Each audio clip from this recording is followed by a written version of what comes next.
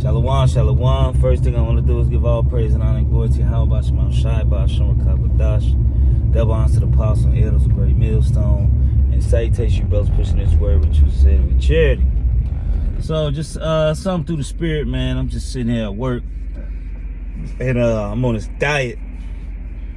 And man, you talking about cravings and cravings and cravings and cravings. You know, you try to cut certain things out, and then, here comes Satan to try to influence you, or really just your flesh. It don't even be Satan, it just be your fucking flesh. Like what Paul say, he said the spirit wareth against the flesh. So a lot of times, we be blaming Satan for things, and he ain't got shit to do. It's just your flesh, because the only thing he really do is, he ain't making you put the fucking fat ass juicy hamburger in your mouth. He ain't making you do that. He ain't making you with the extra bread and the extra sauce, the sweet and sour. He ain't making you do that. He's doing that on your own. You know what I'm saying? My point saying, like the scriptures say, know it is evil for thy soul and give not that unto it. Some things we go through, man, that shit be self-inflicted, man. That shit be self-inflicted. I ain't gonna lie.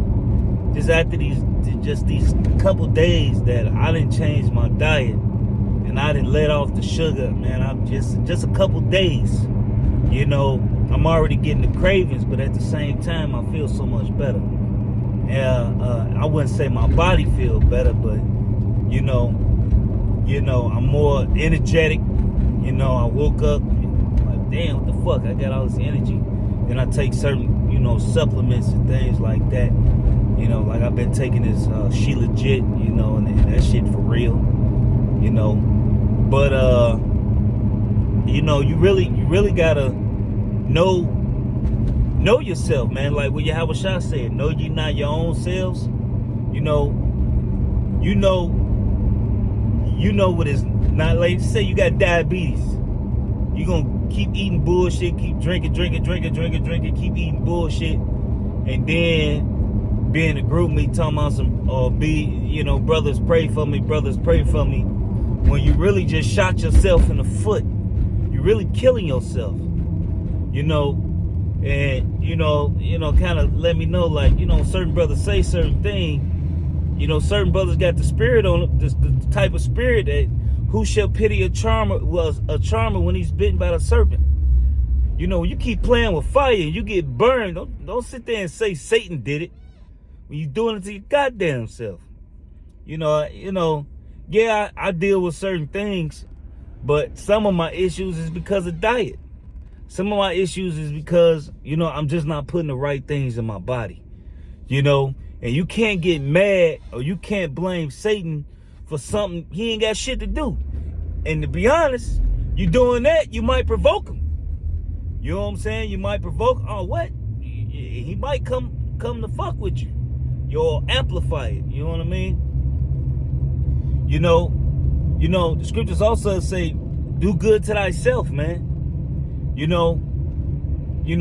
Just certain little things, the elder brother Saint Benji be, he be telling me, the bread, the sugar, the elder Malcolm, the elder Malcolm, same thing, the elder Murph, the mighty Mercy, you know what I'm saying? He be getting on me about, diet and things like that. But, it comes to a point to where, you gotta want to stop feeling like shit for yourself and stop making these weak ass excuses, when really the point why you feeling like this is because of your fucking self. It's not because of Satan. It's not because you getting tested or whatever. No, it's because you've been doing shit that and not being disciplined. I sit in the house and I lounge around. Hey, woman, give me that. Hey, woman, give me that. And through the spirit, they'll say something, but I'll be telling their ass to shut up. But low key, it be low key the spirit, babe. You don't need this. They be really loving, showing they love, babe. You don't need to eat that, babe. You don't need, you know what that's gonna do to you. And I tell them to shut up, but that's really my flesh. You know what I mean? And you give so much power over to your flesh, And now, you know, you hurting your flesh all bent out of shape when your flesh would be in a whole motherfucking better situation if you would just eat better. Take the lesser evil. If we understand that our bread is already defiled, we understand that. Yeah, some things can be more expensive than others, but you know, you overindulge in this shit and you wonder why your fucking kidneys hurt or your liver hurt or you having these headaches and you know, you feel like you finna pass out when you're not even eating things to give your body any fucking nutrients. You know, and I'm really cutting myself through the spirit, you know, because, you know, I seen my cousin's husband lost a lot of weight, man. He lost a lot of weight. He was a big guy, and his whole face and everything it looked different, you know. But and I was like, man, if this nigga can do it, man, what the fuck am I doing, man? I'm just living my life like, what the fuck, man? You know what I'm saying? Just waiting for America to be destroyed when really I'm destroying myself in the process because I'm wallowing in my fucking sadness when really I ain't got no reason to be sad. We got Yahweh Bashem outside. I say, if any man glory, let him glory in this, that he know the Most High. All right? What does it also say? That your names are known in heaven. That you know Yahweh Bashem outside, man. We know the Lord. Yeah, you know the scriptures say a wise surely oppression wake a wise man mad, many are the afflictions of the righteous. Yeah, but at the end of the day, the scriptures say rejoice and be glad. Well, this shit is over with. Lord willing, this year a lot of shit pop off. You know, Lord willing, a lot of shit shut down. A lot of shit is going on. Lord willing, shit ramp up, and this shit wrapping the fuck up. We see our enemies coming with their fucking plan, and when they come with their plan, we know that's when Yahweh Bashem outside is gonna stand up and fight for us, man. All right, there's no reason to be, you know, in your fucking sorrow so much where you just want to stuff a hamburger in your face. What they call it, when you eat to soothe your feelings. You know what I mean? Yeah, it happens. But you should grab a hold of yourself before you look. Man, look, when I came in this truth, I was 155 pounds, man. All right? I'm 240 fucking pounds. I almost gained 100 pounds in the truth, man. All right?